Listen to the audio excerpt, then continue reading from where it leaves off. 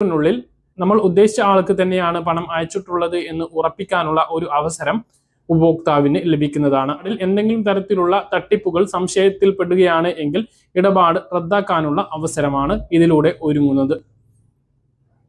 അതുപോലെ മറ്റൊരു മാറ്റം വരുന്നത് 70 വയസ്സിന് മുകളിൽ ഉള്ള ആളുകൾക്ക് 50,000 രൂപയ്ക്ക് മുകളിലുള്ള ഇടപാടുകൾക്ക് അനുവാദം നിർബന്ധമാക്കുന്നതാണ് RBIയുടെ പരിഗണനയിലുള്ള മറ്റൊരു നിർദ്ദേശം.